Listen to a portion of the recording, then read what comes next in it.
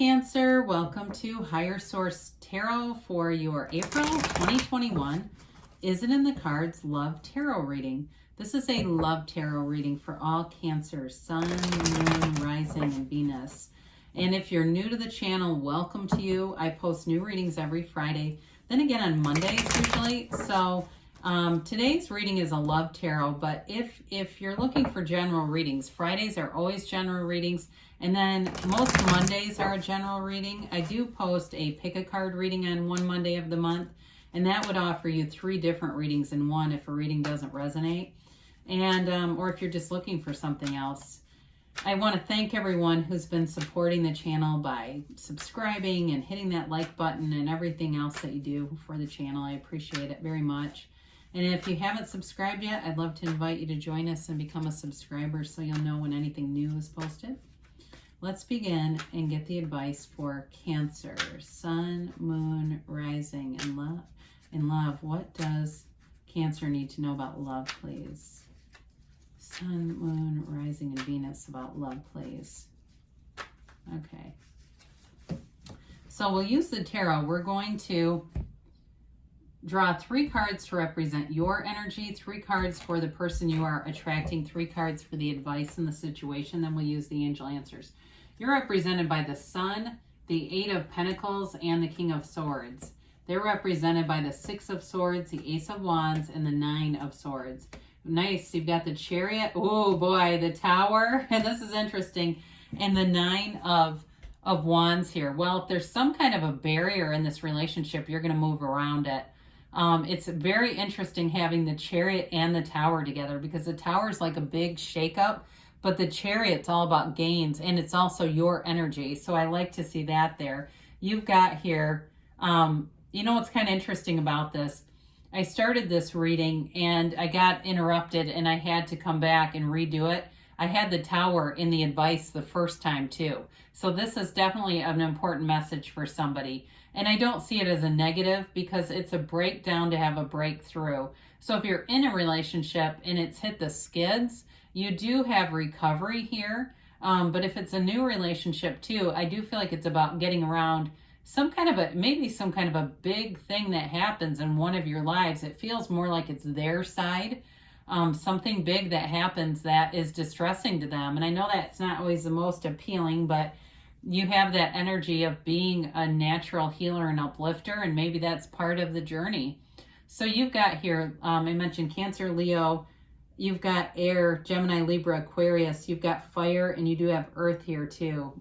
So, I mean, boy, aren't you just a ray of sunshine here? You've got a very focused energy with both the 8 of Pentacles and the King of Swords. But with the Sun, it's unconditional love. I mean, it's a hell yes card. It's a card of pure positivity. And sorry, I don't know what is going on here. I just don't like that 8 of Pentacles in the middle. It's hard to see, isn't it? But anyway, the Sun is the kind of energy where you are a magnet for people. You are vibrant. You are alive. It's like a whole new lease on life. So if you've gone through something in the last year where you've really invested in yourself, you are in a place where you are gonna attract a high vibrational relationship. I do think you have something here that's very passionate, even though there's something going on here. Whether it's been a breakup and it's a reconciliation, or like I said, you're in something and it's gotten stagnant, it's definitely going to get recharged, or it's brand new. But either way, there is love here. So the Sun is feeling complete acceptance of yourself. It's like I said, that hell yes, pure positivity. It's a card you always want to see in your energy field. You also got the 8 of Pentacles. Like I said, it's investing in yourself. It's a laser focus on something. And the King of Swords, too, brings in that focus to achieve a goal, very determined energy. So if you've been working on other things in the meantime, that's a great way to do it, because then you drop the desire. You're not so focused on where is the love of my life. You're focused on having fun. You're focused on your home. Somebody here, I do feel like, has done some home improvements. And it's like that energy, redirecting your energy like that allows you to attract love. So with the King of Swords, it is about communication too. So I do feel like you're getting communication, and it's clear. It doesn't have to be you know, that undercurrent of, he's got kind of a sternness, right? It doesn't have to be, though, stern. It just, it's clear. I see it more as being clarity of mind, clarity about what you want. So this person has the Six of Swords, the Ace of Wands, and the Nine of Swords. I do feel like there's something weighing on them with that Nine of Swords. They're moving away from something. And so maybe the Tower is about them.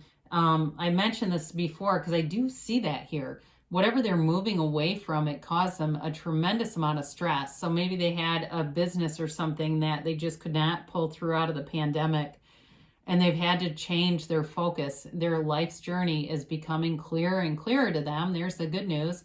But whatever they went through here, they had to go deep within to continue on. You know, the Nine of Swords is a card of worry, of being up at night, of being stressed about something. And the Six of Swords allows them to move forward. So the other thing I do get is if it's been a long distance relationship, or if it is one, I do feel like that is going to have to move forward. Like there's something about that that's stressful. Some people can do it, and some people it becomes a source of conflict, inner conflict and turmoil for them. So with the Ace of Wands, though, I do like to see that here because it's passion. It is an apology being offered too. So for some, if it's a relationship you're already in or you're aware of this person, they've got an apology and it weighs on them. Again, it's like if they really screwed up in something, it weighs on them. And so they're definitely thinking about you, wanting to come forward. It's new passion, though. I mean, it's really a loving energy. It's an exciting energy. And there's a commitment here. It's just a matter of figuring out what this conflict is for you, what that means for you. And so the Ace of Wands, too, is law of attraction energy. I mean, it's moving. This is moving towards you, whether you want it to or not, right? It's like, why couldn't we have thrown in the Two of Cups or something instead of the Nine of Swords? Why does that have to be here? Because you got the Nine of Wands, too. But nines are the end of a cycle. So I do feel like this is an important and valuable arrangement. Of course, we like to see the Chariot. It's law of attraction.